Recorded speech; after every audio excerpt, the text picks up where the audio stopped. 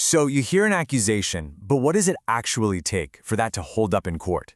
What's the difference between just a claim and real solid proof?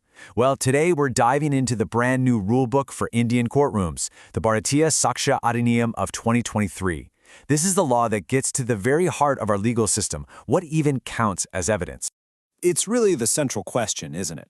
How does a personal story, a piece of data, or just a simple claim transform into something a judge can officially consider a fact? This new Adhiniyam is the blueprint that lays out all the rules for that transformation. And, the law itself says it pretty plainly, right at the top. Its mission is to provide for general rules and principles of evidence for a fair trial. It's kind of like the operating system for justice, making sure every single case runs on a fair, structured, and predictable code. Okay, so here's our game plan. We're going to start with the absolute basics, like what the law even considers a fact. Then, we'll look at this super important idea called the filter of relevance. After that, we'll see how the rules are getting a major update for our digital world, and finally, we'll tackle that critical question, who's actually responsible for proving what? All right, first things first. What is a fact? I mean, before you can prove anything, you have to know what the court will even agree to listen to. Think of these as the absolute fundamental building blocks for any legal case. So what is a fact in the eyes of the law? Well, it might not be what you think. It's not just about things you can see or hear or touch, the physical stuff in a room. The really crucial part is that it also includes what's going on inside someone's head, a person's intention, their opinion, whether they were acting in good faith. Believe it or not, all of these are legally considered facts that can be proven in court. Okay, so you've got these facts. How do you get them into the courtroom? Well, that's where evidence comes in.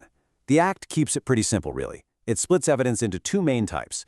You've got oral evidence, that's what witnesses say on the stand, and you have documentary evidence, which is basically any document, and yes, that includes digital files, that's shown to the court.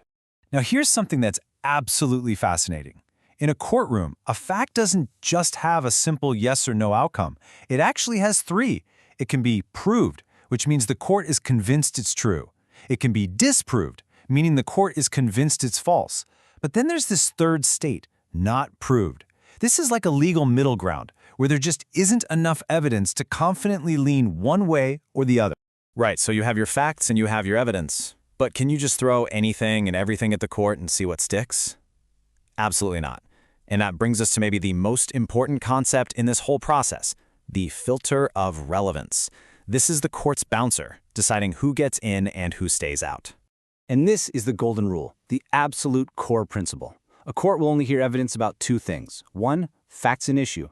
Those are the main questions the case is trying to answer, like, did this person actually do the thing? And two, relevant facts. These are other little pieces of information that logically connect to those main questions. Everything else, it's just noise, and it's not allowed in. So what makes a fact relevant? Well, the Act lays out some really clear connections. Is it part of the same continuous event or story? Does it help show the cause of what happened or the effect? Maybe it points to a motive or shows that someone was preparing for something. Or maybe it completely contradicts a key fact. Think about an alibi, for instance, that proves someone was 100 miles away. These are the kinds of logical links the court is looking for. And to make this crystal clear, the Act itself gives us this brilliant illustration.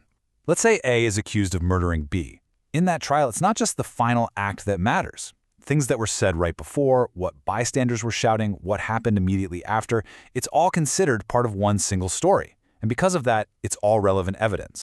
Okay, now this is where things get really interesting. How does a legal system that was built on paper documents and people talking in a room, how does that adapt to a world of smartphones, emails, and cloud storage? Let's look at how this new law is tackling digital evidence.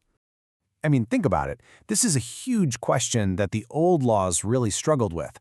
When so much of our lives, our conversations, our plans, our location, is on a screen, the very definition of a document has to change, right? And it has. The new definition is, well, it's powerfully simple. A document is any matter recorded on any substance. And then it explicitly says this includes electronic and digital records. Just like that, the door is thrown wide open for digital proof. And we're not talking in hypotheticals here. The law is incredibly specific. Emails, server logs, files on your laptop or your phone, text messages, websites you visited, location data, even your voicemails. All of this stuff is now officially recognized as documentary evidence. This isn't some minor tweak. This is a massive shift in how our courts are going to work. But, and this is a big but, you can't just screenshot a text message and call it a day. To make sure digital evidence is real and hasn't been messed with, the law lays out this very clear 5-step certification process. You need a signed certificate that confirms the computer or phone was working right and that the data is an accurate copy of what was on there. This is the legal firewall against digital fakes. And finally, let's talk about a concept you've probably heard 1,000 times in courtroom dramas. We know what facts are, we know what evidence is, we know what's relevant. But who actually has to do the work? Who has to prove all this stuff? This is the burden of proof. Who has to be the one to convince the judge? Whose job is it to build the case, to present the evidence, to do all that heavy lifting? The answer to this question really shapes the entire dynamic of a trial. And the answer is actually very logical and straightforward. The law puts it plainly. If you're the one asking the court to make a decision in your favor, then the burden is on you to prove the facts that support your side. It basically boils down to, you want the court to do something, you prove why it should. So in a criminal case, this means the burden is always on the prosecution. The state is making the accusation, so the state has to prove it. The Act uses this exact, super clear example to make sure there's no confusion about that. And the same logic applies in civil cases. If you sue someone to claim a piece of land that they currently have, you can't just walk in and say, "That's mine." Nope. You carry the burden of proving to the court that you have the rightful claim to it. But here's a little twist. Sometimes that burden of proof can actually shift. If there's a fact that is something only you would really know, the responsibility to prove it falls on you. The classic example the law gives is being accused of traveling on a train without a ticket. I mean, how can the railway prove you didn't have one? They can't.